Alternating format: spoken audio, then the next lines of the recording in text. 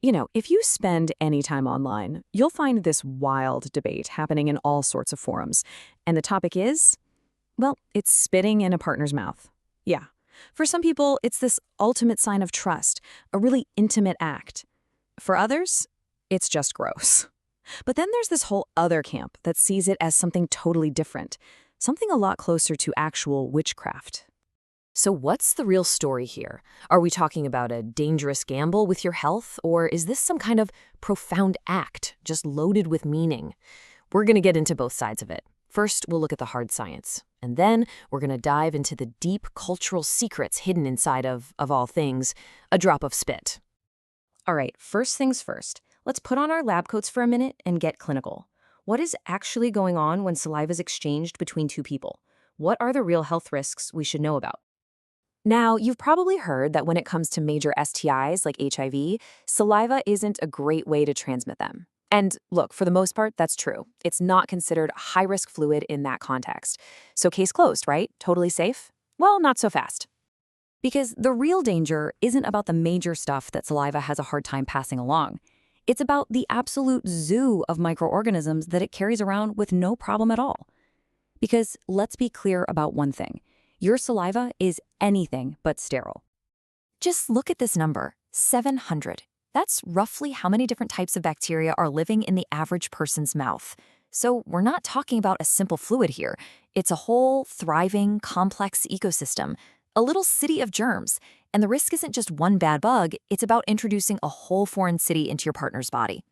And it goes way beyond bacteria. We're talking about the easy stuff like the common cold or COVID-19.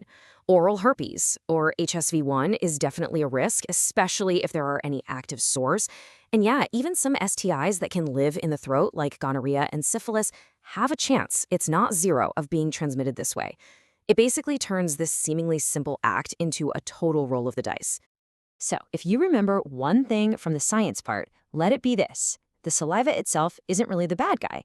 It's the pathway. The biggest risk by far is any kind of break in the skin.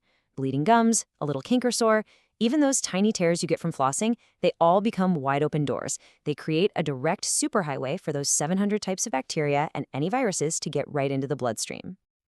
Okay, we've done the clinical stuff. We've seen the risks. But that is only one side of this story.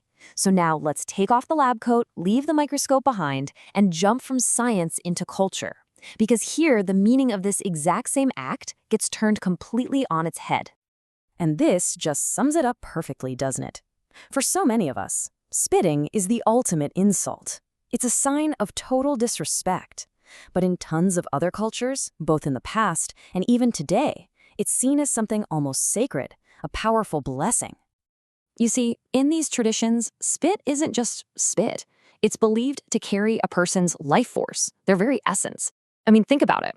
It was used in healing rituals by major religious figures like Jesus and the Prophet Muhammad. In parts of East Africa, it's part of a ritual to seal a friendship.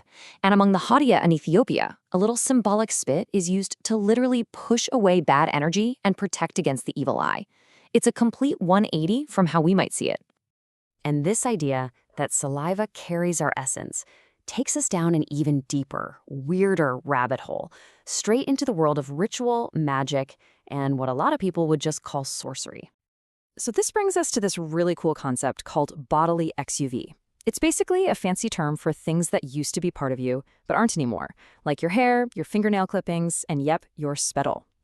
In a lot of spiritual traditions, this stuff isn't just trash. It's seen as still holding your personal power. And that power can be used for good, like in a blessing, or it can be twisted and used for something darker, like a curse or a binding spell. Now, this quote here, it points to a very specific and pretty intense use of that idea. It comes from an initiation rite of the Luba people in what's now the Democratic Republic of Congo. And what you're looking at isn't just a recipe for a drink. It's a recipe for a transfer of power that comes with some serious strings attached. So here's how it worked. An initiate, someone who wanted to become a sorcerer, would have to drink this special brew that had been mixed with spit from the elders of the order. And this did two things at once. First, it was believed to actually transfer spiritual power to the new guy. But second, and this is the important part, it spiritually and symbolically put them under the control of the elders forever. That spit was like a magical contract. So at the end of all this, we're left with this incredible split. On one hand, saliva is a biological reality, a cocktail of bacteria and viruses that poses very real health risks. On the other, it's a sacred substance, a symbol of blessing, connection, and even magical control. So where does its true power lie? Maybe the answer isn't in the spit itself, but in the beliefs and the intentions that we decide to pour into it.